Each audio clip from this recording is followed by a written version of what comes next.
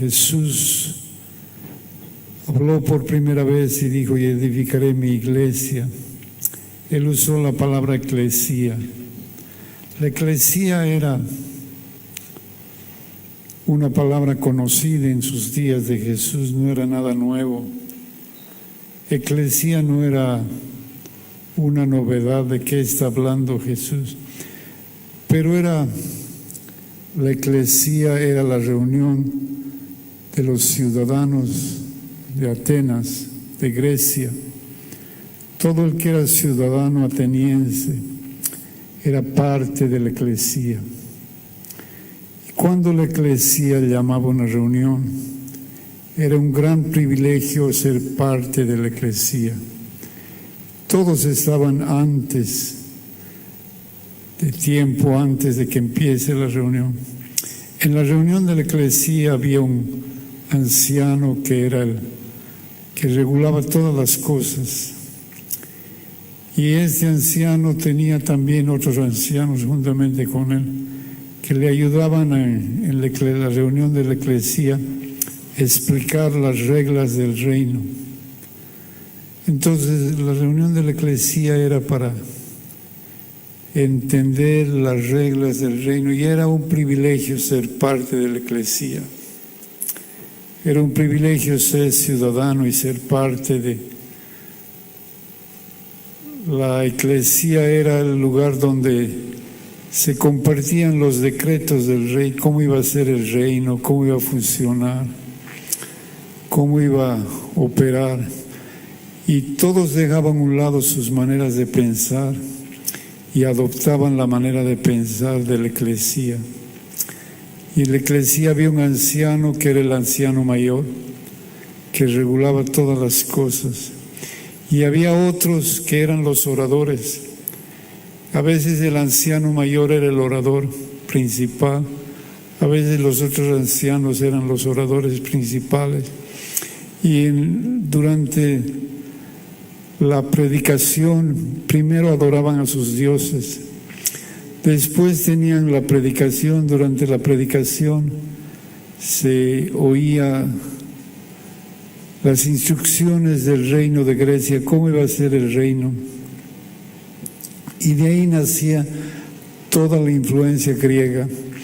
Ha sido tan grande la influencia griega que hasta el día de hoy nuestra educación, nuestra manera de pensar se basa en Grecia antigua, en lo que los griegos enseñaron, las escuelas, el sistema educativo. Pero cuando había reunión de la eclesía, todos corrían. Era un gran privilegio ser parte de la eclesía. Todos corrían a la reunión y estaban antes de que empiece. Cuando empezaba, cuando llegaba la hora, ya dicen los historiadores, estaba totalmente lleno. Era un gran honor ser parte. Solamente los ciudadanos atenienses, aquellos que habían nacido en Atenas, eran parte, podían ser parte de lo que fue llamado la eclesía.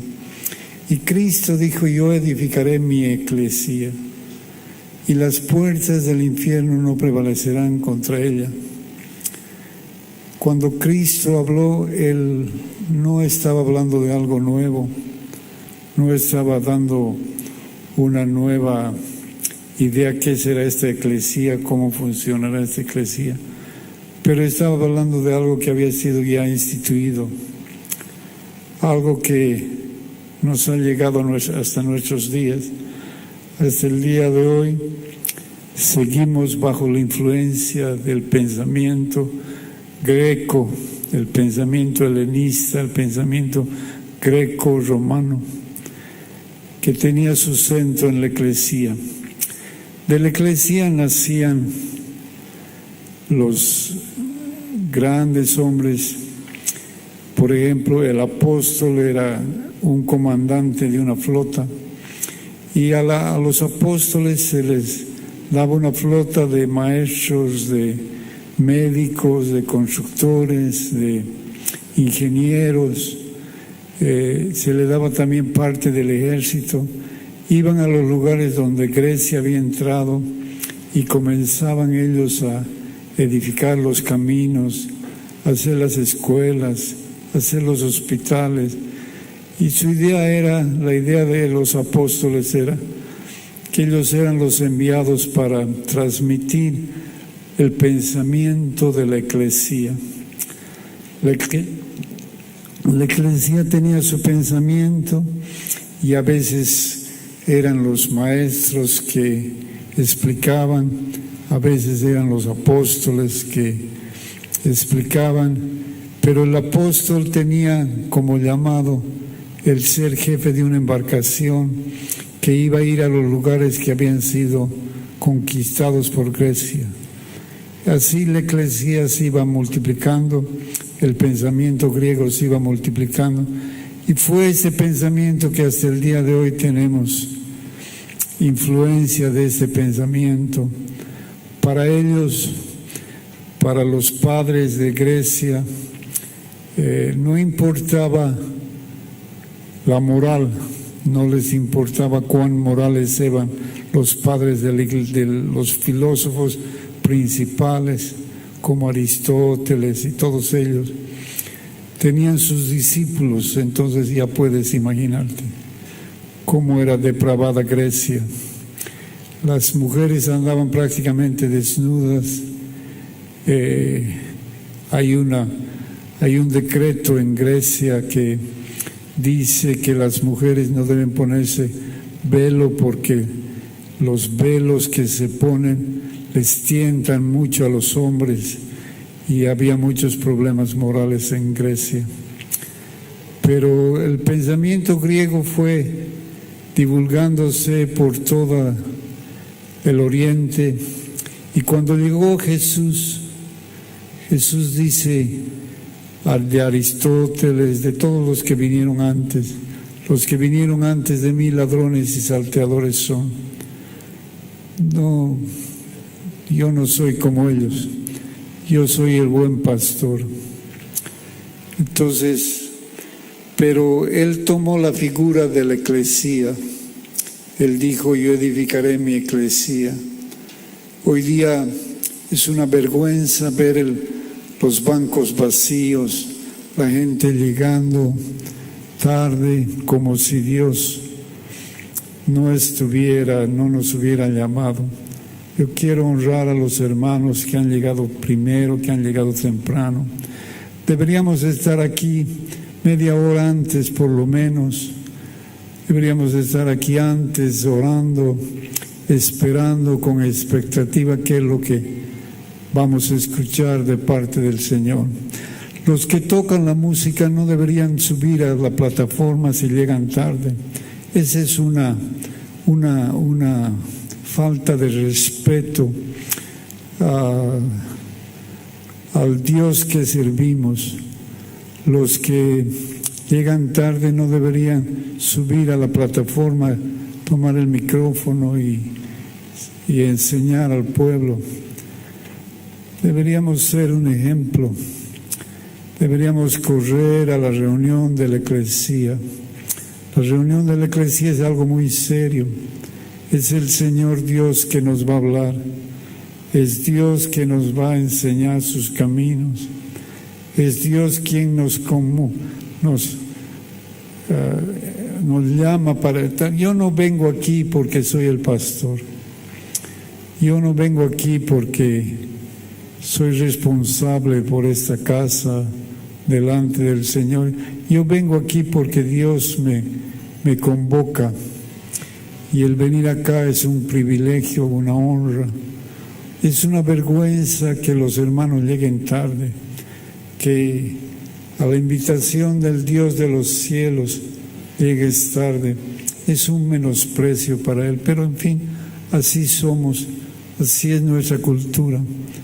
Él no se molesta, no nos llama la atención. Él, todo cariñoso, trata de enseñarnos. Y uno de los grandes pecados de la nación de Bolivia es la puntualidad. Somos impuntuales para con Dios. Eso no es posible. Ese es un pecado delante del Señor. Entonces, hermanos, gracias por llegar a tiempo. Gracias por escuchar del Señor. Ahora vamos a tratar de conectarnos con Dios y vamos a dejar a un lado y no vamos a mirar con menosprecio a los que llegan más tarde. Los vamos a amar, les vamos a respetar. No podemos nosotros llamar a nadie de que no es hijo de Dios, porque eso solamente Él sabe. Solamente Él determina. Debemos nosotros amar y respetar y cuidar a todos los hermanos y enseñarles a que respeten al Señor con nuestro ejemplo. No sé qué haces tú llegando 10 minutos tarde. No sé qué haces tú llegando 5 minutos tarde. Deberíamos estar aquí 10 minutos, 15 minutos, 20 minutos antes para honrarle, para respetarle, para mostrarle nuestro respeto. Pero así somos. Esa es nuestra cultura. ¿Qué vamos a hacer? Dios nos va a transformar. El Señor nos va a cambiar. ¿Te imaginas que Dios llegara tarde? ¿Te imaginas si se hubiera atrasado el Hijo de Dios en venir y hubiera venido después de que tú nazcas y tú hubieras nacido debajo de la ley? Hubieras nacido en los días antes de su venida del Señor, no hubieras tenido la libertad que tiene. Pero gracias a Dios, Dios es puntual y vino a su tiempo. Rakai bayeto lakato, arakato rakato, ere bayeto rakato. Así que nos volvemos al Señor, nos volvemos de todo corazón a nuestro Dios, nos volvemos a Dios. Ore barakai bareto rakato, e bareto rakato, arakayeto rakato. Yo edificaré mi iglesia. Así dice el Señor. Yo voy a edificar mi iglesia. Y las puertas del Hades. ¿Qué son las puertas del Hades? Es la tentación, es la falta de respeto, es la muerte. Es la muerte, es la vida que no tiene vida. Los que tienen vida respetan al dador de vida. Le aman al dador de vida. Kere bayeto rakat, rabakote y bayeto rakat, kere bayeto rakat, ere bayeto rakat, ere kayato que bayakai kayeto rakat, ramakote, rabayeto rakat, ebareto rakat, ebare bara bara bara, abara bara bara bara bara, abara bakato rebaka. Ebareto rakat, abarabuakato rakat, abarekayato rakat, erekayato rakat, ebarebareto rakat, arebareto rakat, abareto barebare, ebarebareto rakat, ebarebareba, abareto rakat, ebarebareto rakat. Are bareto raka, que bare bareto, ere bayeto raka, e cayeto raka. Esta mañana vamos a esperar, si quieres hablar en lenguas, si sientes hablar en lenguas, orar en lenguas, solamente en lenguas. Por favor, si no tienes lenguas, abrí tu boca y Él la va a llenar de palabras. Solo vamos a orar en lengua. O que vare orakato y mayetora. Ere bayetoraka. Rabakote y maretoraka. Rabakayetoraka. Y barabaretoraka. Arabaretoraka. Hemos venido a la casa del Señor, amén, para adorar al Señor, expresar nuestra adoración.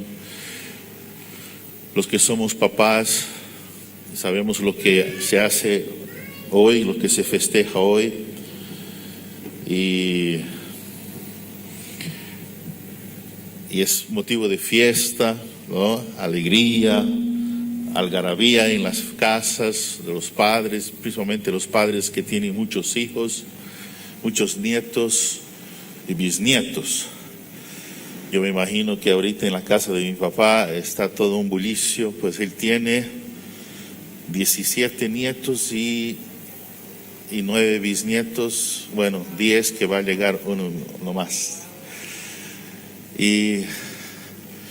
Pero no es solamente motivo de fiesta, sino es motivo también para que nosotros los padres nos pongamos delante del Señor y veamos cómo somos como padres, cómo hemos sido, cómo somos y cómo seremos de aquí por delante, porque hay una responsabilidad. Es la figura de Dios como Padre, y Él levanta al hombre y nos pone como un representante de Él aquí, para cuidar de aquellos que Él nos ha dado, que vino de Él, y un día de ellos daremos cuenta delante del Padre Celestial. Amén. Entonces, oremos al Señor. Antes de entrar a la prédica, oremos al Señor. Pongamos nuestra vida delante de Él, nuestro corazón, y pidamos de Él la ayuda de los cielos para que podamos ser padres que realmente agrade al Padre Celestial. Amén. Vamos a ponernos de pies todos, por favor. Gloria a Dios. Padre Santo, Padre amado, te honramos en esta mañana, Señor. Te honramos porque eres nuestro Dios, nuestro Señor, soberano, eterno, sublime, el alto y sublime, como dice tu palabra.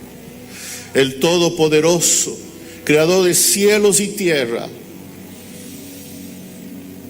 Te adoramos y bendecimos tu nombre. Y en este día, Señor, expresamos algo más por lo que se festeja el Día del Padre. Te agradecemos porque tú eres nuestro Padre, Señor. Oh Dios, aún de aquellas personas que no han tenido un padre en lo natural, pero tú has suplido, Señor. Tú has dado el amparo, tú has dado, Señor, el consejo, tú has guiado los pasos. Oh Dios, tú has hecho, Señor, has llenado todo vacío, Señor. Oh Dios, gracias, gracias, gracias, Señor, por tu paternidad. Gracias porque nos has dado nombre, identidad en ti, Señor. Oh Dios, has trazado un camino para cada uno de nosotros y nos has dado propósito, Señor. Gracias, Señor. Te honramos, te bendecimos. Oh Dios, faltan palabras en nuestro idioma, Señor, para expresar, pero del corazón, de nuestro corazón sale, Señor, nuestro agradecimiento. Oh Dios, el Espíritu ha de interceder por nosotros y transmitir eso al Padre. Gracias, Padre. Gracias. Gracias. Bendito eres para siempre. Oh,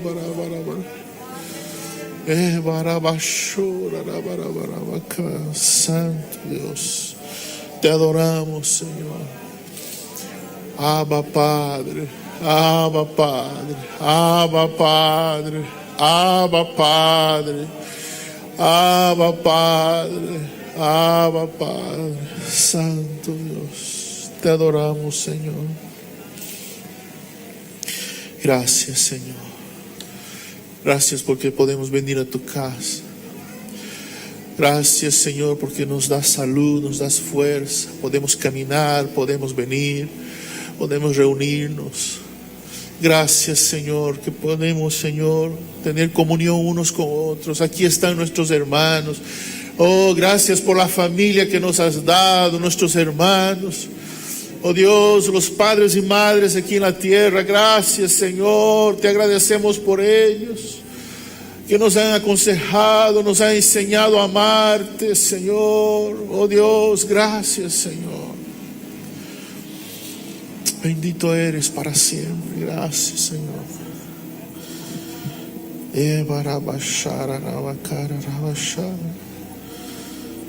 Gracias por los hijos que nos diste. Gracias Señor por esos hijos.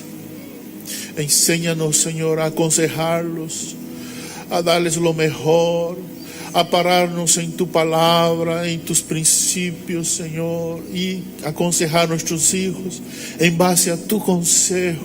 Tu consejo es eterno Señor, es de eternidad Señor. Gracias Padre. Enséñanos a amar a nuestros hijos. Oh Dios, como tú nos amas. Oh Dios, gracias Señor. Bendito eres para siempre. Gracias, gracias Señor. Gracias Jesús. Dale un aplauso al Señor bien fuerte. Gracias Señor. Gracias Jesús. Aleluya. Gracias Señor. Gracias. Aleluya. Gloria a Dios, gloria a Dios. Tome asiento, queridos. Aleluya, bendito eres para siempre. Aleluya, gloria a Dios.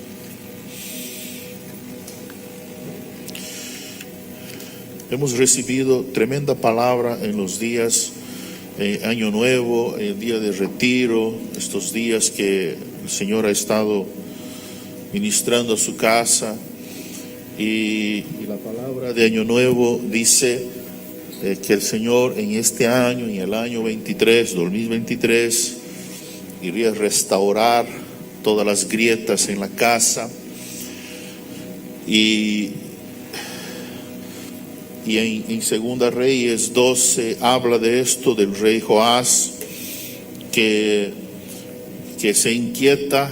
El Señor pone una inquietud en su corazón porque la casa donde se reunían estaba agrietada, habían las fisuras, y para eso se necesitaba fondos, recursos para poder arreglar eso, contratar los hombres que iban a trabajar en esa restauración.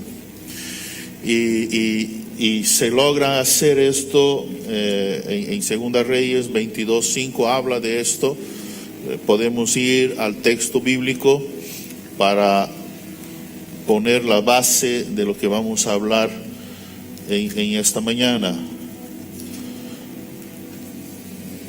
Segunda Reyes 22:5. Gloria a Dios, santo Dios, bendito eres Señor.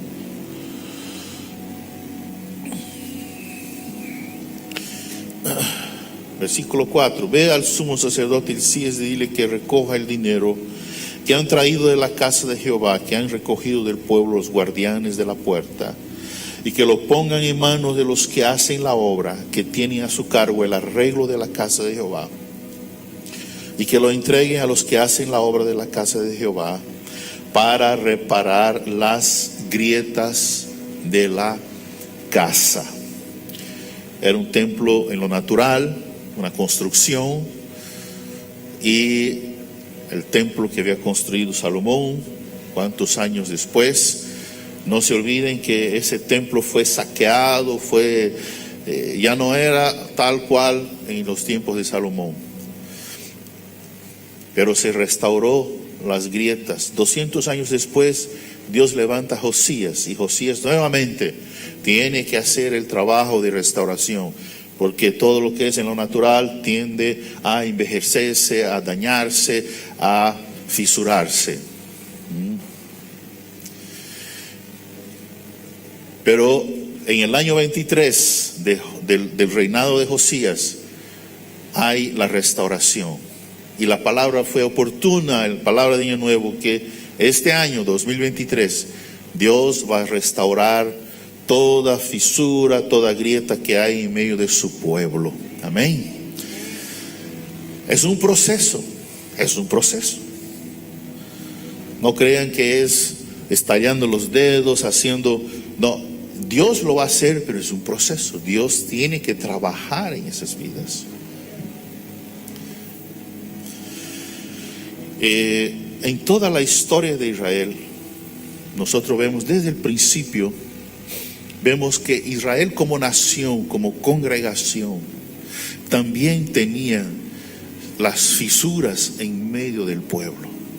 Las tribus, las familias necesitaban sanar esas fisuras, y a raíz de estas cosas fue que el pueblo fue llevado cautivo por no obedecer, por no seguir los principios, los mandamientos de Dios, por hacer todo lo contrario de lo que Dios había demandado de su pueblo.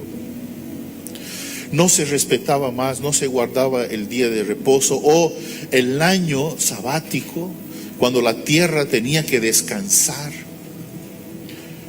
Cada uno peleaba por lo suyo, ya no había el jubileo, ya no se obedecía, no se daba como tenía que ser, como estaba en las Escrituras. Y por eso, por la desobediencia, vino el cautiverio. Y cuando el pueblo está en cautiverio, Dios levanta a un joven. Y no nos olvidemos que Jeremías, el profeta Jeremías, era el hombre llamado el profeta llorón, era el que más lloraba de ver el pueblo yendo a cautiverio, siendo llevado cautivo. Y estando en cautiverio, Dios levanta a Daniel, que comienza a clamar, a llorar para la restauración. Queridos, todo proceso de restauración requiere de derramamiento de lágrimas. Yo me imagino que cuando el pueblo estaba siendo llevado cautivos, cuántas lágrimas fueron derramadas en medio del camino yendo hacia el cautiverio. ¿Se imaginan ustedes jovencitos como Daniel, Sadrach, Mesach, Abednego, jóvenes siendo llevados cautivos, siendo arrancados de medio de su familia, jóvenes que nunca habían dejado la casa de su padre, temerosos de Dios, amando a su familia, honrando a los padres, porque eso hacían los hijos? Así era la costumbre en Israel. Los hijos bien apegados a sus padres, honrando a sus padres, y siendo arrancados y siendo llevados cautivos a una tierra totalmente extraña. ¿Ustedes creen que fue un viaje placentero? Fue un viaje de lágrimas, porque nunca más, sabe Dios cuándo volverían a ver a sus padres. Sabe Dios qué les esperaba en Babilonia. Y con esa carga en su corazón, Daniel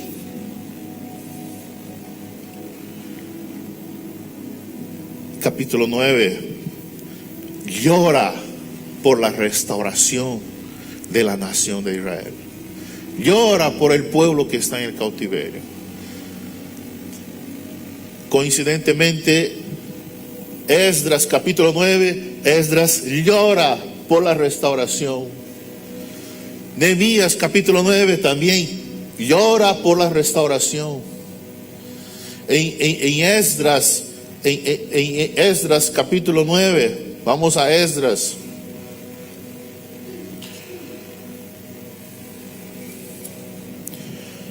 Capítulo 9. Versículo 3 y 4.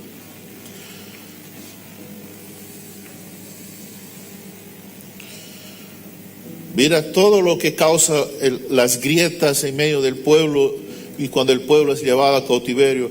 porque han tomado de las hijas de ellos para sí sus hijos, y el linaje santo ha sido mezclado con los pueblos de la tierra, y la mano de los príncipes y de los gobernadores ha sido la primera en cometer este pecado. Cuando Esdras escucha todas esas cosas que estaba pasando en el medio del pueblo de Israel,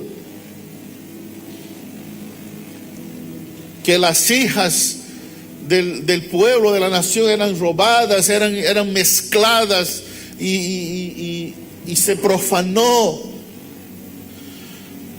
Él dice en el versículo 3, cuando oí esto, rasgué mi vestido, dice, y mi manto, y arranqué pelo de mi cabeza y de mi barba, y me senté angustiado en extremo. Y se me juntaron todos los que temían las palabras de Dios de Israel a causa de la prevaricación de los del cautiverio, mas yo estuve angustiado. El hombre orando por el pueblo, por la restauración, llorando, arrancaba sus cabellos y su barba.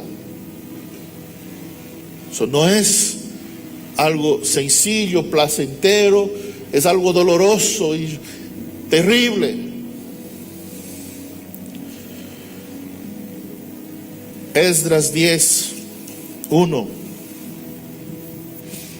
Mientras oraba Esdras y hacía confesión, llorando y postrándose delante de la casa de Dios, se juntó a él una gran multitud de Israel.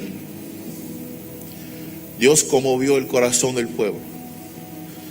Dios comenzó a unir el pueblo. Me imagino Esdras quebrantado delante del templo, solito, rasgando sus vestiduras, llorando. Y el pueblo comenzó a ver aquello, y el pueblo fue movido a la unidad del cuerpo. Y comenzaron a juntarse a Esdras. Y dice la palabra del Señor, dice, se juntó una muy gran multitud de hombres, mujeres y niños, y lloraba el pueblo amargamente. No solamente estaban los padres, estaban también las mujeres y estaban los niños. ¿Sabría ellos por lo que estaban llorando los niños? Pero los niños hacen lo que ven sus padres hacer. Y si vieron los padres quebrantados, llorando, pidiendo perdón, los niños están allí. Y gloria a Dios, porque los hijos están presentes. Que nuestros hijos, los niños, aprendan de los fracasos de los viejos para que no cometan los mismos errores. Y que aprendan a doblar rodilla y clamar delante de Dios. Porque siempre habrá, mientras estemos en esta vida, lágrimas de restauración. No hay restauración con carcajadas, no hay restauración con bombos y platillos. La restauración es con corazón quebrantado delante de Dios.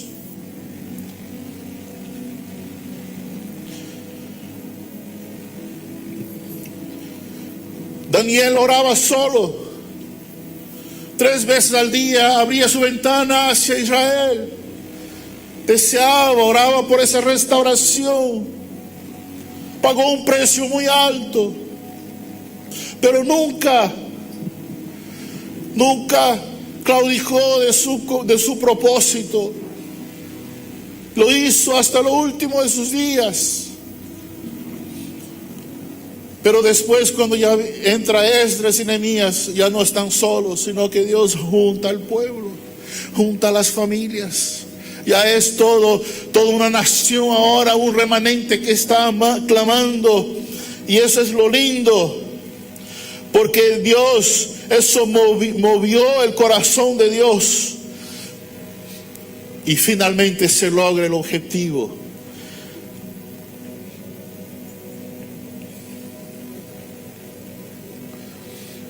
lágrimas de restauración. Si nosotros vamos al Nuevo Testamento, vemos al hombre que después de Cristo, el hombre que más se esforzó, que más se entregó por servir a la iglesia, al cuerpo, por servir a su Señor, el apóstol Pablo, tremendo apóstol. Y no crean, queridos, que este hombre tan conocedor de las Escrituras, tan profundo en la palabra, con tremenda revelación, pero todas sus intervenciones eran regadas por lágrimas. Y cuando él escribe en Gálatas, por ejemplo, el apóstol Pablo está hablando de lágrimas. Si nosotros vamos a ver Hechos de los Apóstoles.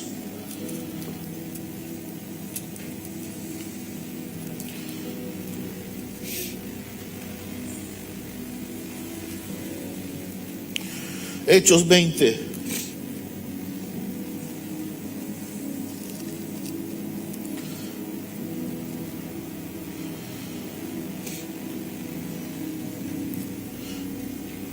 Versículo 18, cuando vinieron a él, les dijo: vosotros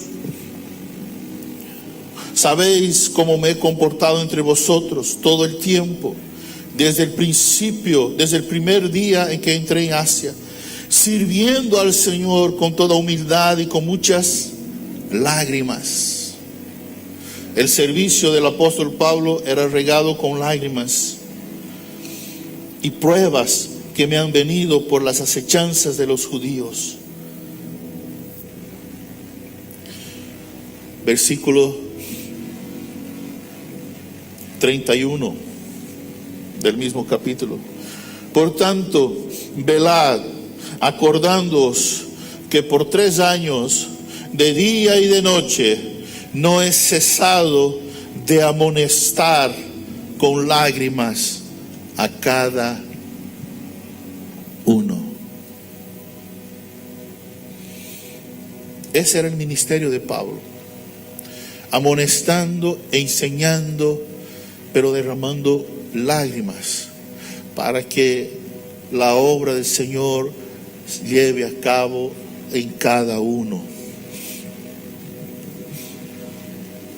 El salmista dice que aquellos que siembran con lágrimas, con regocijo segarán. Amén. Irán, dice, llorando, andando y llorando, el que lleva la buena semilla, la preciosa semilla, pero vendrá a venir con regocijo, dice, trayendo sus gavillas.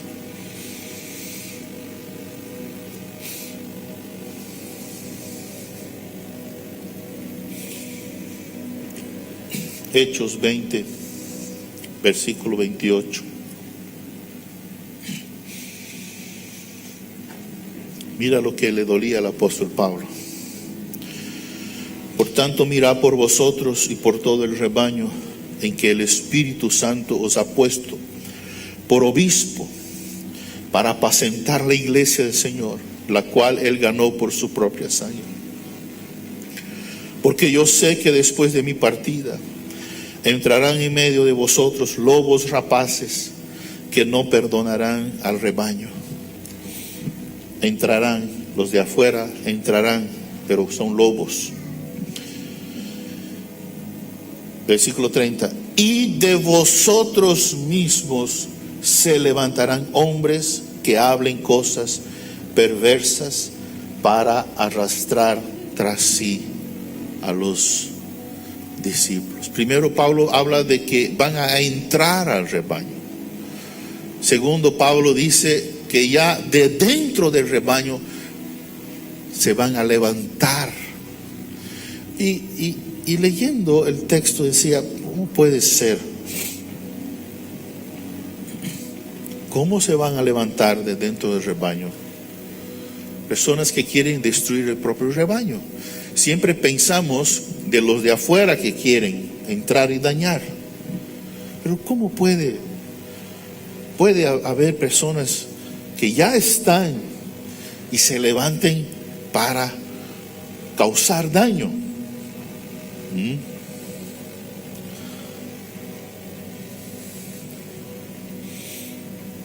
Qué terrible esto. Y el Señor me lleva a la parábola de la cizaña y del trigo. Mateo 13, 24.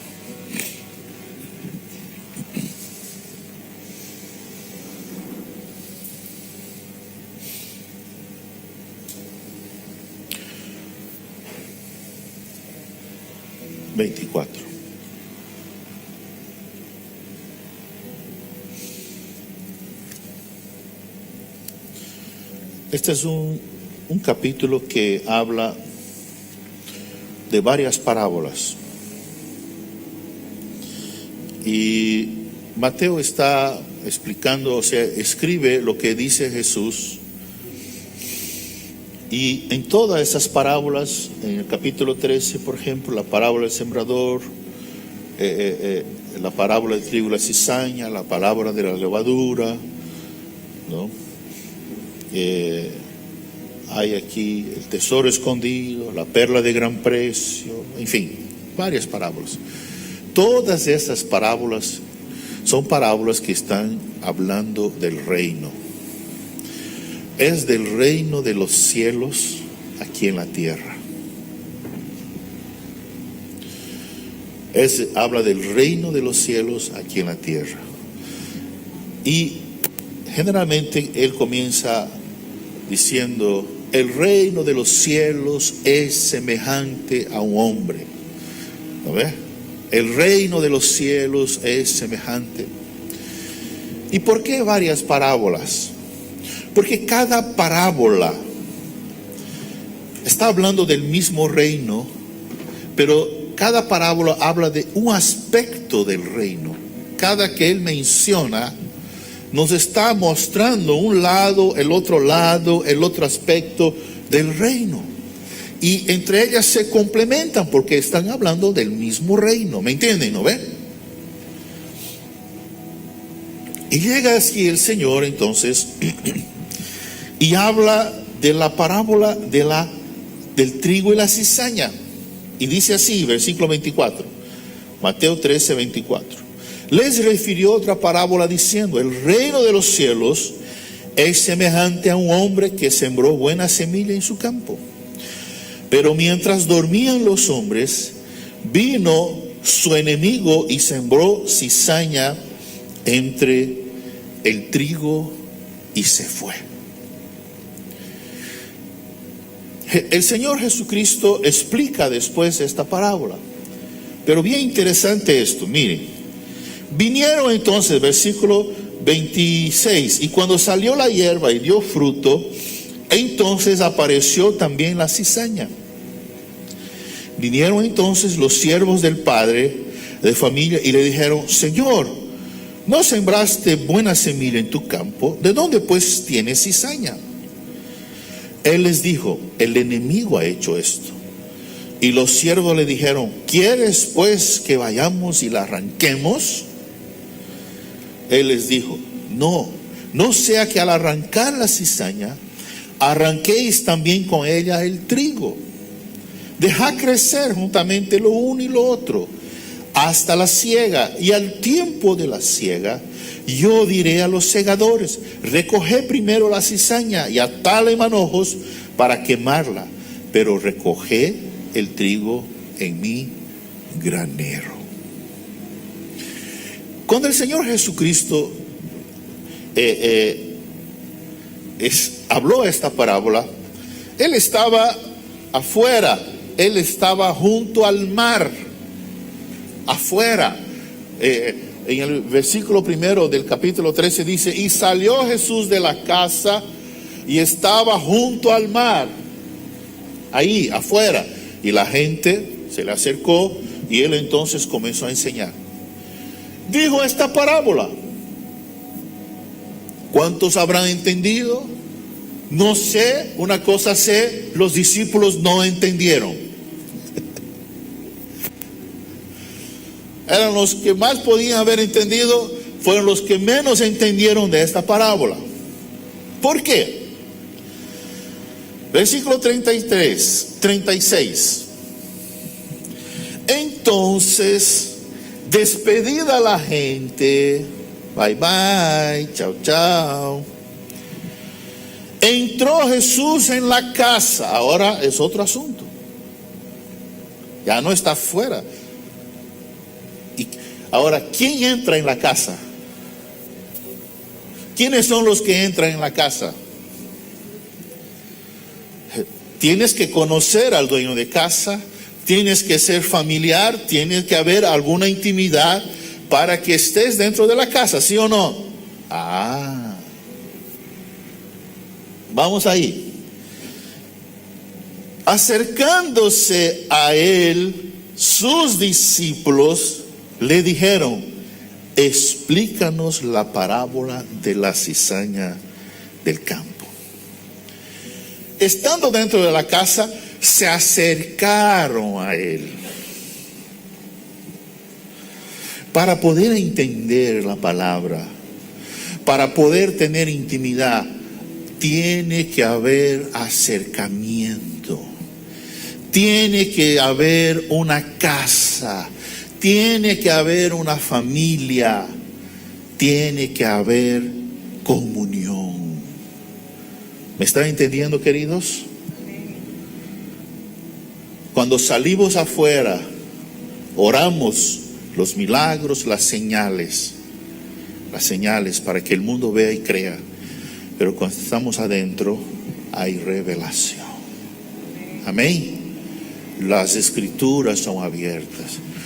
Hay acercamiento, hay comunión. Necesitamos, ¿ya? No me vengas a decir: yo no me sujeto a nadie, no necesito de nadie, Dios me da la revelación. La palabra dice: entrando a la casa, acercándose a él, tiene que haber principio de familia, tiene que haber cobertura para que se pueda tener entendimiento. ¿Por qué vemos todo lo que vemos allá afuera? Todo un escándalo allá afuera, en medio del pueblo de Dios. Porque no hay casa, no hay cobertura, no hay comunión, no hay revelación. A los discípulos el Señor les ha dicho, miren lo que le dice el Señor, les explica la parábola y les dice: respondió él, les dijo: el que siembra la buena semilla es el Hijo del Hombre. Entonces, el Hijo del Hombre, Jesús, está hablando de él mismo, vino en su primera venida y sembró la buena semilla. Sembró la buena semilla. Su palabra es buena semilla. Pero él nos trae a luz algo aquí interesante. El campo es el mundo. La buena semilla son los hijos del reino y la cizaña son los hijos del malo. ¿Dónde está el reino? Aquí, en el campo. El campo es el mundo. ¿A quién le pertenece todo el mundo? A Dios. Él creó. Todo le pertenece a él. Todo vino de él. ¿Por qué Satanás está metido en esa historia? ¿Quién creó a Satanás? Él no fue obra de una explosión, ¿no? Dios lo creó, pero cuando Dios lo creó, no lo creó tal cual es. Lo creó como un querubín, un ser perfecto, en hermosura, en luz. Era la perfección. Llegó a ser lo que es porque él cayó su ambición, su orgullo, quiso ser igual a Dios. Cayó y vino a ser lo que es. Pero no se puede él atribuir que él se formó a sí mismo. Dios lo creó perfecto. Entonces, todo es de Dios. El reino está en la tierra, en el campo, y el campo es el mundo y le pertenece a Dios. ¿Por qué Satanás está merodeando ahí? Porque él usurpó, él robó.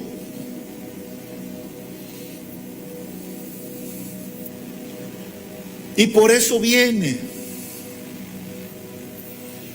y hace estragos. Lamentablemente, esa es la verdad. Hace estragos, daña. Por eso Jesucristo explicó esto y dijo: miren, chicos, jóvenes, la buena semilla, el hombre, el varón es el hijo del hombre, soy yo, en otras palabras, ¿no? Que viene a sembrar. ¿Qué más dice aquí? El campo es el mundo. La buena semilla son los hijos del reino. ¿Quiénes son los hijos del reino? Los ángeles. Los ángeles son hijos del reino de los cielos, allá en los cielos. Nosotros somos los hijos del reino de los cielos en la tierra. Amén. Bien. Aquí no hay ángeles aquí. Aquí estamos nosotros. Y dice la palabra que cuando nosotros escuchamos la palabra de Dios, que es la buena semilla, y cae en buena tierra, nosotros, los hijos del reino, pasamos a ser la buena semilla. ¿Están entendiendo? La palabra es la buena semilla, pero la palabra en nuestro corazón nos hace de nosotros la buena semilla.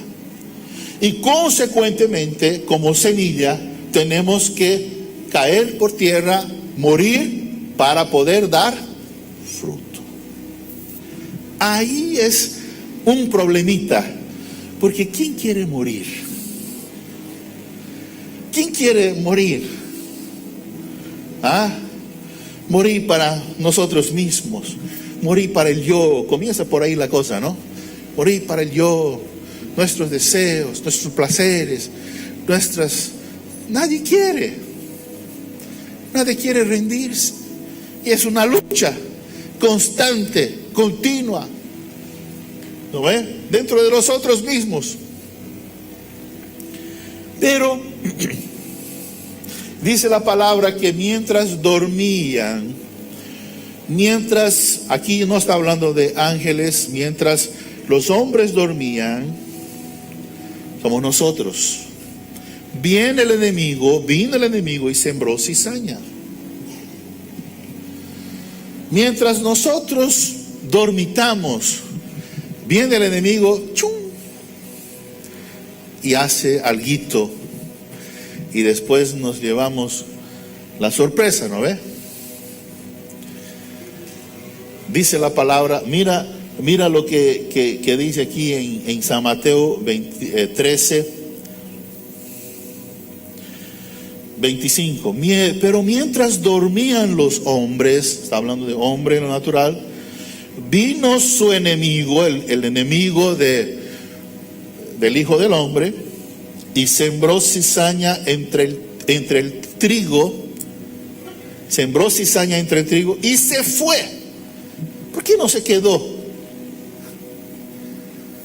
Sembró y se fue. Porque así es como hace el enemigo. Él viene bien sutilmente y ¡chum!, pone y se va. Y deja el problema ahí, que se lo arreglen. Y de lejos mira nomás, ¿no? ¿Han visto eso en dibujos animados? Eva estaba feliz en el huerto y el enemigo dice: a ver, vamos a tener un diálogo con Eva aquí. con que Dios les ha dicho que no deben comer. Sí, Dios no nos ha dicho que... pero ¿sabes qué? Y le dio la charla a Eva, metió la cizaña, metió la...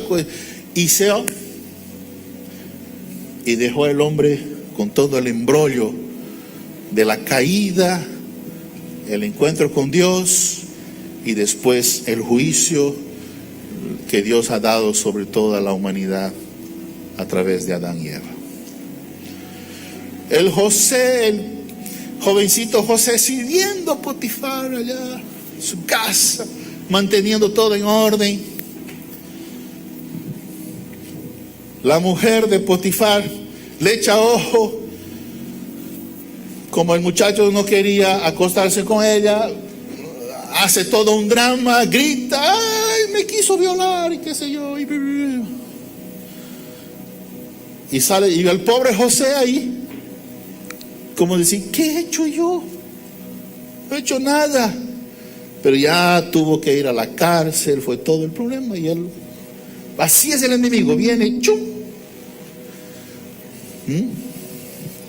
¿Cuántas veces llegas a tu casa y alguien dice, vino fulano, y tú dices, ya metió la cizaña? Cada que éste aparece, mete la cizaña y hay problema. ¿Han oído ese dicho alguna vez? Porque así es. Pero vienen los siervos del padre de familia, del hombre que sembró, y le dice, Señor, ¿de dónde pues sembraste buena semilla? ¿De dónde tienes cizaña? Para eso, la cizaña, el trigo ya creció. Porque cuando el trigo y la cizaña son pequeños, no se puede distinguir, son igualitos. Cuando se distingue es cuando el grano de trigo, ya el trigo se llena, la pequeña espiguita se llena del grano, crece el trigo. Entonces el trigo, las gavillas, ¿no?, se inclinan por el peso del grano, se doblegan. Y la cizaña no, porque la cizaña es vacía, ella nunca se doblega, ella siempre crece, está así siempre para arriba y no tiene nada dentro, tiene un hongo venenoso que si alguien come aquello se envenena. Ella no tiene fruto y crece todo el tiempo así. Entonces, cuando llega ese punto en que el grano de trigo está lleno ya y se inclina y la cizaña sigue parada, hay cizaña en medio del rebaño, hay cizaña en el sembradío. ¡Ay! ¿Quién sembró esto? Y van al padre de familia y le dicen, padre, pero tú has sembrado la buena semilla, ¿cómo pues hay cizaña aquí en medio? Y sabe, papá, daremos una solución a esto, aquí arrancaremos esa cizaña. Como que ya nosotros vamos a hacer, caramba, che, ¿quién puso esto? Y vamos y hacemos por nosotros mismos en nuestra fuerza. Y el padre, el hombre dice, no, porque él está mirando el trigo. Él vela por el trigo, él quiere el trigo. Él dice, no, dejen, porque las raíces de la cizaña y del trigo abajo en la tierra están entrelazadas, están juntas, deja que crezcan juntas. Porque si ahorita van y van a arrancar el trigo. Y yo quiero el trigo, el Padre ama el trigo, que son los hijos del reino. Dejen crecer. Ahora miren lo que dice la palabra.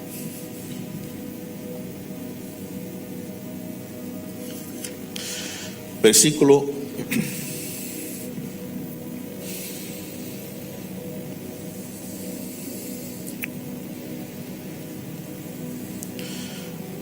27.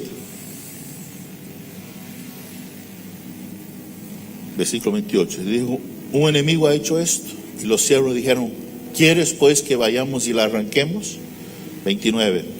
Les dijo, no sea que al arrancar la cizaña arranquéis también con ella el trigo. Dejad crecer juntamente lo uno y lo otro hasta la siega. Y al tiempo de la siega yo diré a los segadores. Quedaremos un ratito aquí. Va a llegar el tiempo de la siega. Llegado el tiempo, yo diré. ¿Quién va a decir? No soy yo, no eres tú, no es nadie aquí en la tierra, es Él. En su tiempo, Él va a decir, no somos nosotros. Ahora, familia, piensa bien, ¿dónde se está dando toda esa historia, todo este panorama que estoy hablando aquí? ¿Dónde acontece eso? ¿Dónde? En el reino. En el reino. En el reino de los cielos, en la tierra. El reino de los cielos está aquí. Está en todo el mundo. Dentro del reino, dentro del sembradío, de la mies del Señor, está la cizaña dentro. No es que la cizaña está afuera y aquí están los trigos y cuidado con la cizaña que viene de afuera. No. Pablo dice, de en medio de vosotros se levantarán aquellos que son enemigos de la cruz de Cristo. ¿Y cómo podemos explicar eso? Es que la cizaña fue sembrada en el reino también, en medio. ¿Y por qué no tenemos que arrancar? No podemos juzgar a nadie. ¿Por qué? Porque hay un hermanito nuevo que ya nació de nuevo, pero todavía no dio fruto, no tiene. Se parece a la cizaña, está parecido. Todavía la vida de Cristo no se reveló en él. Y si nosotros juzgamos y arrancamos, estamos arrancando trigo. Por eso no podemos tocar. No podemos tocar.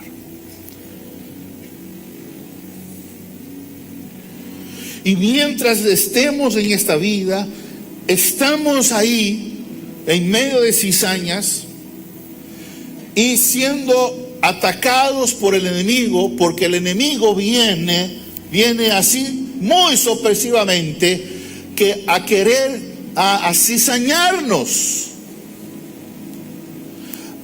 ¿Y de qué forma lo hace? Metiendo en nuestro corazón raíz de amargura, odio, rencor, ira, enojo, falta de perdón, esas cosas. El enemigo viene en nuestra mente, en nuestro corazón, y comenzamos a divagar en esos pensamientos, y de pronto estamos nosotros llenos de veneno en vez de trigo. Y nos envenenamos nosotros, porque el enemigo quiere acizañarnos.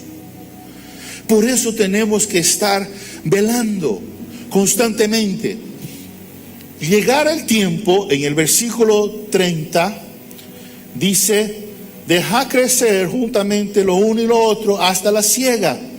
Y al tiempo de la siega yo diré a los segadores. ¿Quiénes son los segadores? Los ángeles. Dice aquí en el versículo 39, el enemigo que sembró es el diablo, la siega el fin de los siglos, los segadores son los ángeles. ¿Entendido hasta aquí? Bien. Ahora viene algo interesante. Llegado el tiempo, él va a decir a los ángeles, recoged primero la ¿Qué cosa? La cizaña. ¿Quién va a ser recogido primero, el trigo o la cizaña? ¿Y por qué nos queremos ir antes de la cizaña? Porque decimos, ven Señor, llévame Señor, ya pues. ¿Sí o no? ¿Quién va a ir primero, el trigo o la cizaña? La cizaña. O sea que el trigo se va a quedar un tiempo, no sabemos cuánto. Pero el Señor va a recoger primero la cizaña. Nada de que nos vamos y el Señor ya está viniendo las señales. Está viniendo, Él va a recoger la cizaña primero. Y la cizaña va a ser atada. Recoge la cizaña. ¿Sabes? Las cizañas hasta ayudan un poco en este proceso. Porque lo que es cizaña se juntan con cizaña. ¿Han visto eso? Comienzan a juntarse. Tú puedes, en un gallinero, puedes soltar patos, gallinas, gallos, pavos, y los dejas mezclados allí, y de pronto te vas a dar cuenta de que todos los patos se van a un lado, todos los pavos se van a otro lado, todo lo que es gallo y gallina se van a otro lado. No se mezclan, se juntan, se separan y se van en bandos. Las cizañas comienzan, cuando llega el tiempo, las cizañas comienzan a juntarse, porque comparten la misma idea, el mismo pensamiento. ¿Por qué tenemos que sujetarnos? ¿Qué es eso de sujetar? No, se pasó ya, no, la Biblia no dice eso. ¿Por qué tenemos que dar el diezmo? ¿Dónde se ha visto eso? No, hay una iglesia allá, un pastor, un profeta que dice que ya no, que el diezmo ya no. ¿Y por qué tenemos que hacer? Y se juntan aquellos que son contra. ¿Por qué tenemos que obedecer? Y se juntan los desobedientes. Y se van juntando en bando. ¿Y sabes qué, queridos? Mira lo que dice la palabra. Repito lo que dice la palabra. Mateo 13, 40. De manera que como se arranca la cizaña, ¿cómo va a ser cosechada la cizaña? Arrancada. No va a ser una hoz, va a ser arrancadas. Cuando arranca sale la raíz. La cizaña va a ser arrancada. El trigo va a ser cosechado. La cizaña arrancada. Bien claro. Así como se arranca la cizaña y se quema el trigo, así será en el fin del siglo. E enviará, versículo 41, el Hijo del Hombre a sus ángeles y recogerán. ¿De dónde? ¿De dónde? ¿Qué cosa? A todos los que sirven de tropiezo y a los que hacen. ¿Dónde están los que sirven de tropiezo y hacen iniquidad? En el reino. Por favor, no desconfíe de tu hermano que está sentado al lado. Ya, no lo mire así como que, no, lejos. No.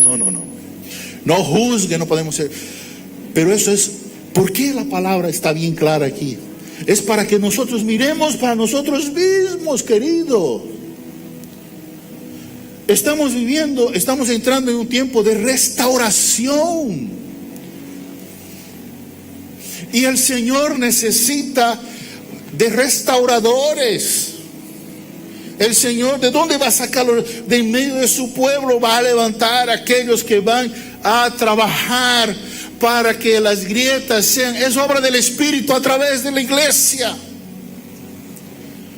Pero si estoy siendo acizañado y en vez de que haya reconciliación, estoy contribuyendo para la separación. Si en vez de que haya perdón, estoy contribuyendo para que haya más odio. ¿Qué soy?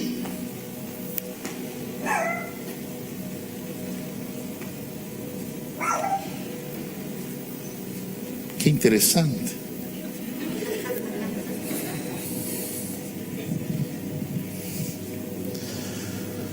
Queridos, tenemos que estar bien atentos a esto para no dar margen, lugar en nuestro corazón.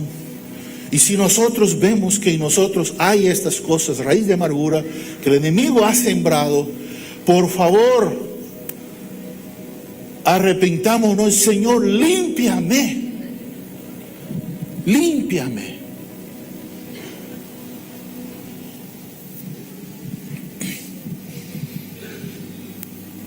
Todos estamos en el reino. En el reino está el trigo, pero también está la cizaña. Y el Señor va a arrancar. Y el trigo no va a ser atado, el trigo va a ser recogido en el granero, en su granero. Por eso el apóstol Pablo derramaba lágrimas de restauración. Porque él decía, va a surgir de en medio del pueblo, va a surgir. Enemigos de la cruz de Cristo.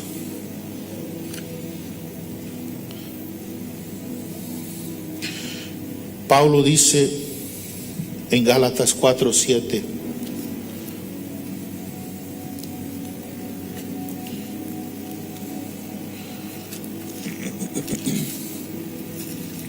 Mira lo que él escribe a los hermanos de Gálatas, que ya habían tenido una experiencia con Dios, un despertar, un avivamiento en Galacia, y de pronto él escribe y dice así,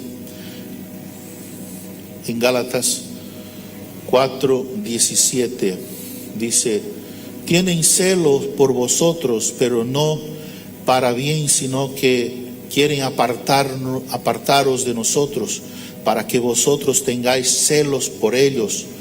Bueno es mostrar celo en lo bueno siempre y no solamente cuando estoy presente con vosotros. Hijitos míos, por quienes vuelvo a sufrir dolores de parto, hasta que Cristo sea formado en vosotros.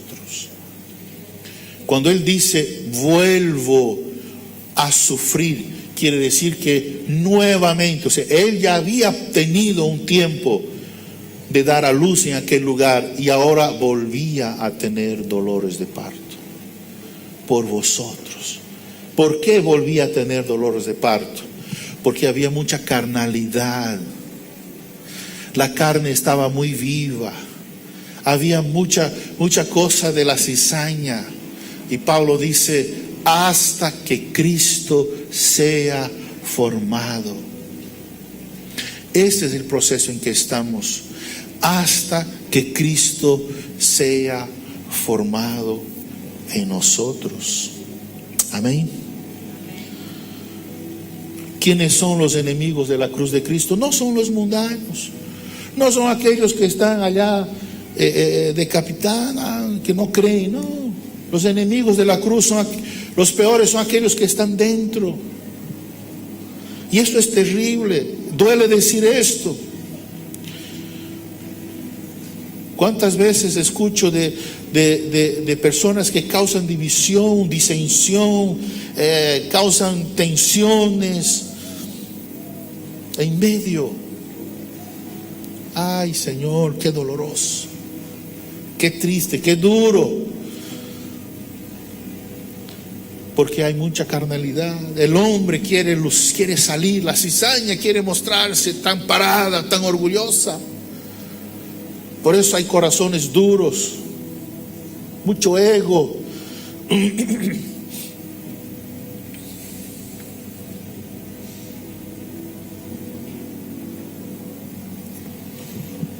Mateo 26.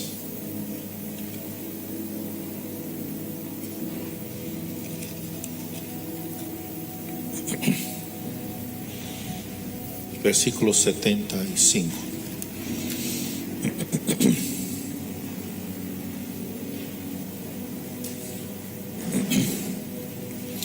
Entonces Pedro se acordó de las palabras de Jesús que le había dicho: antes que el gallo cante, me negarás 3 veces. Y saliendo afuera, lloró amargamente.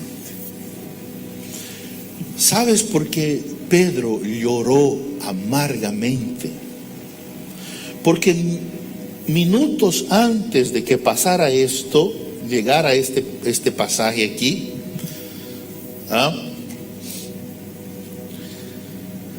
Pedro le había dicho al Señor, estaban él con los discípulos allá en la última cena, y Pedro le dijo al Señor lo siguiente: Señor, aunque todos estos, y apunta a sus compañeros, a sus colegas ahí, a los otros discípulos, aunque todos estos de aquí, al decir eso, él se pone como el mayor, por encima de todos, el más competente ahí. Aunque todos estos te negaren, se escandalicen de ti, yo nunca me escandalizaré de ti. Minutos antes.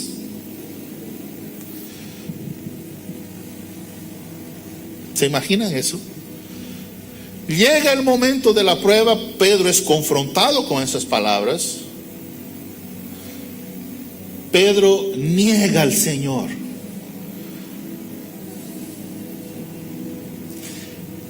Y él se acuerda. Y por eso el motivo de sus lágrimas amargas. Mira, queridos, el Señor Jesucristo sabía que iba a pasar eso. Sabía. Mira lo que Lucas 22, el pastor ayer me daba esta luz. Lucas 22, 31. Mira lo que Jesús le dijo a Pedro. Dijo también el Señor: Simón, Simón, he aquí Satanás os ha pedido para zarandearos como a trigo. 32. Pero yo he rogado por ti, que tu fe no falte. ¿Qué le dice el Señor? Pedro, Satanás me ha pedido, quiere zarandearos como a trigo. En otras palabras, eres trigo. Satanás te quiere zarandear. El Señor le libró del proceso. Lo único que dijo: he rogado que tu fe no falte. Jesús podía haberle dicho a Juan, a los otros discípulos allá: ¿saben qué, chicos? Este me va a negar, va a hacer un show allá, llévenlo, sáquenlo de aquí, llévenlo a Betania, a la casa de María y Marta, escóndanlo, muy temperamental este hombre. Jesús no dijo eso. Jesús simplemente, cuando Pedro le dice: yo no me voy a escandalizar de ti, Jesús lo mira calladamente, no dice nada, y vamos al proceso, a ver cómo te portas. Vamos a pasar por la prueba. Vamos a pasar. Solo ahí, en el momento de esas lágrimas amargas, Pedro recién supo quién era él. Cuán engañoso era su corazón. Contradijo a su Señor: Pedro, antes que el gallo cante, me vas a negar. Yo jamás me escandalizaré de ti. Como diciendo: te equivocas, Señor. Fue confrontado con su orgullo, con su pecado, con su ego, y cayó rotundamente. Queridos, muchas veces necesitamos de que el Señor venga y Dios nos hace un favor a nosotros si viene y nos para que nosotros reconozcamos. Podemos reconocer, podemos decir, ay, pero hay inmoralidad. Queridos, peor que la inmoralidad es la capacidad humana. El hombre que quiera hacer las cosas de Dios en base a su capacidad, el que pone a carne como su brazo, el orgullo, el ego. Yo sé cómo hacer, yo sé, pero Dios me habla. No dudo, Dios habla todos los días a todos. Pero Dios habla en su casa a las autoridades, al padre, al cabeza. Y Dios trae dirección al rebaño a través de la autoridad.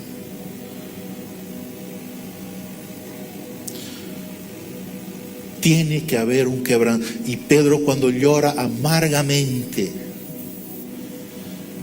esas lágrimas, reconociendo su error, reconociendo quién era, lo llevó a la restauración. Lágrimas de restauración. ¿Cuántos más podemos encontrar en las Escrituras que derramaron estas lágrimas? Queridos, después de experimentar esos dolores por nuestra arrogancia natural, ¿no?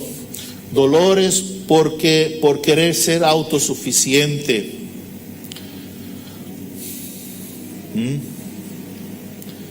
dolores por nuestro orgullo.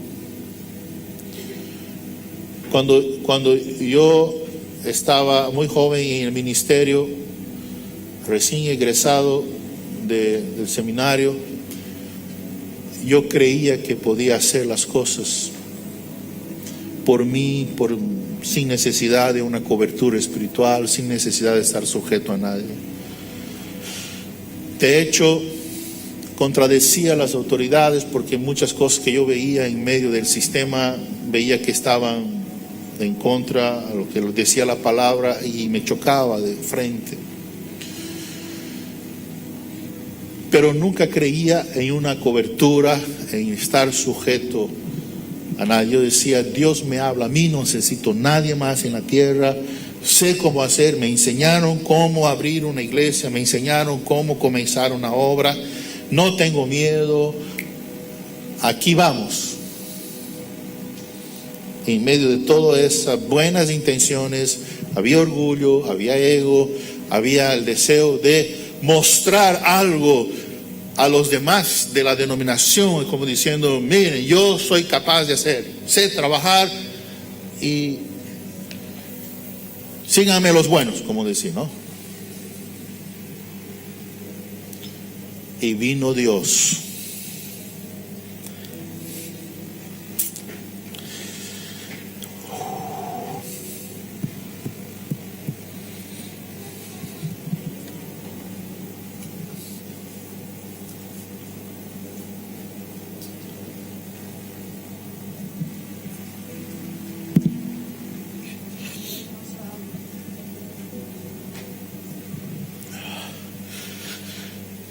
Y Dios me hizo un favor.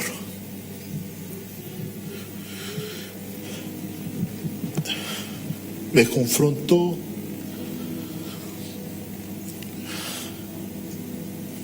Removió todo.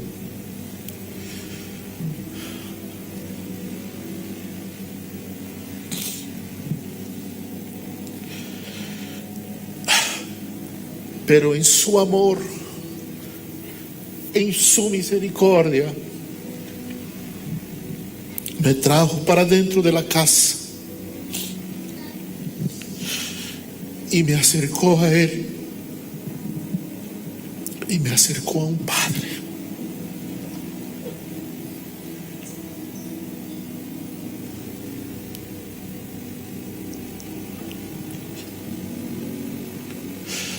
Hoy quiero honrar la vida de ese Padre.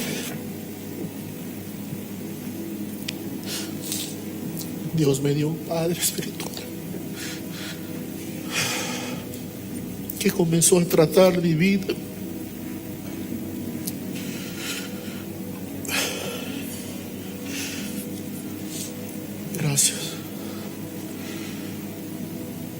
comenzó a mostrarme el camino. No el camino del éxito, no el camino de la gloria, no el camino de los pedestales, de las tribunas.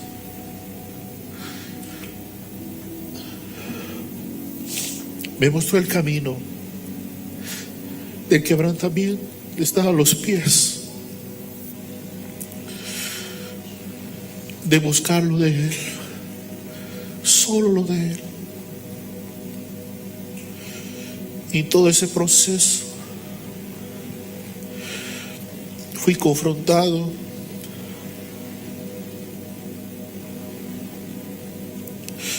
tuve que morir, sigo muriendo.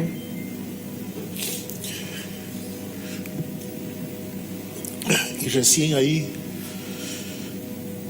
pude ver algo de la dulzura de Cristo, de la gracia, de la misericordia, del carácter de Cristo.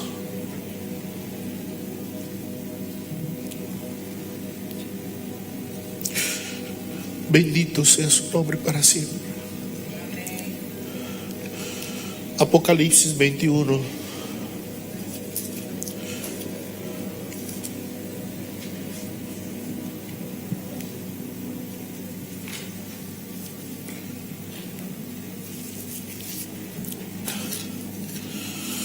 Apocalipsis 21, perdón queridos, pero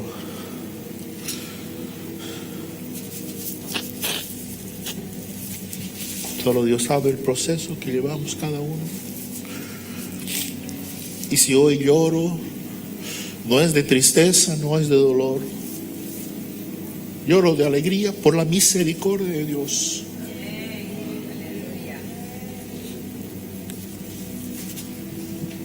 Versículo 3. Y oí una gran voz del cielo que decía: he aquí el tabernáculo de Dios con los hombres, y Él morará con ellos, y ellos serán su pueblo, y Dios mismo estará con ellos como su Dios. Y enjugará Dios toda lágrima de los ojos de ellos, y ya no habrá muerte, ni habrá más llanto, ni clamor, ni dolor, porque las primeras cosas pasaron. Amén. ¿Qué vemos aquí en Apocalipsis?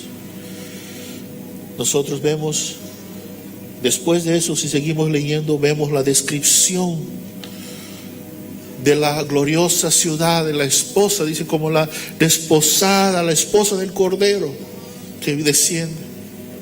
Pero antes de que dé la descripción de la desposada, ¿quiénes son los que están allí? ¿Quiénes son aquellos que estarán allí? Aquellos que han llorado,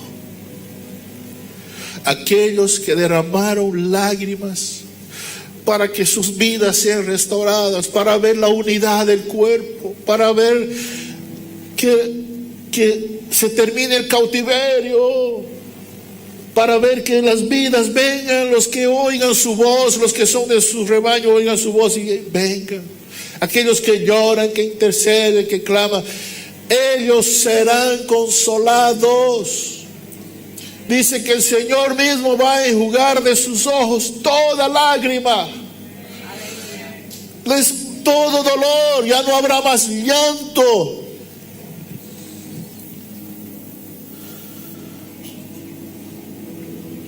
Y habrá un tabernáculo y Él morará con nosotros.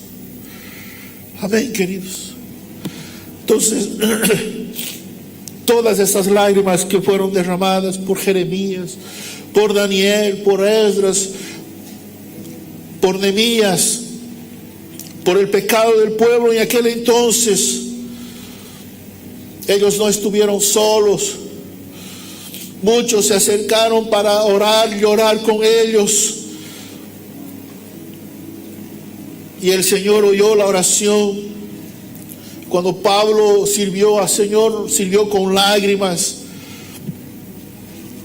Pedro tuvo que pasar por ese proceso para su restauración.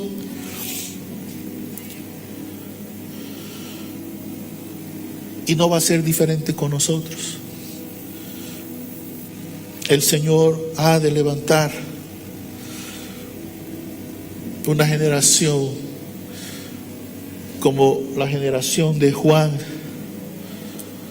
Juan el apóstol, que cuando el Señor Jesucristo estaba llamando a los discípulos para que le sigan, dice que el Señor vio en la playa, estaba Pedro allá y pescando, él con su hermano, y el Señor los llama: vengan, yo os haré pescadores de hombres.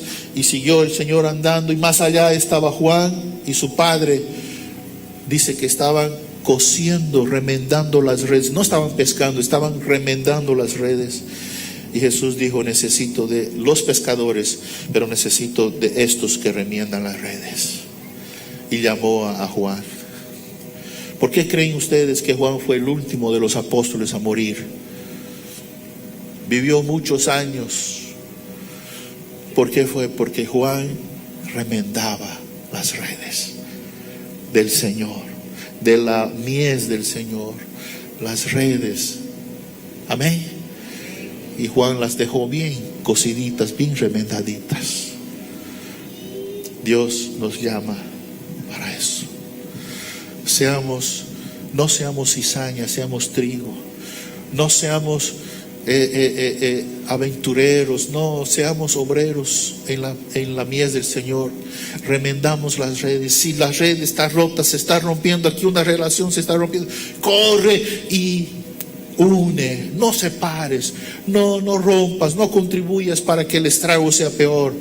Une, perdón, ministra perdón, restauración, misericordia. Amén. Bienaventurados los misericordiosos, dice la palabra.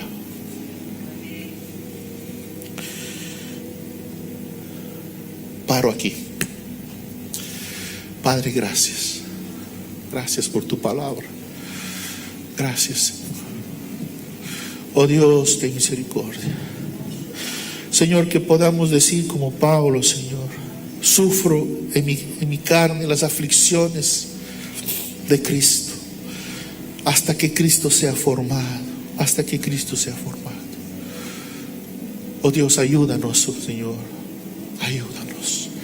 Señor, gracias porque tú has levantado una casa espiritual que te ama, que ama restauración. Por eso has dado esa palabra de restaurar las grietas. Porque tú nos vas a enseñar cómo remendar las redes. Tú nos vas a enseñar, Señor, cómo hacer la obra hasta que la casa sea restaurada, hasta que Cristo sea formado en nosotros. Gracias, Señor. Bendito sea tu nombre para siempre. Gracias, Jesús. Amén, Señor. Amén.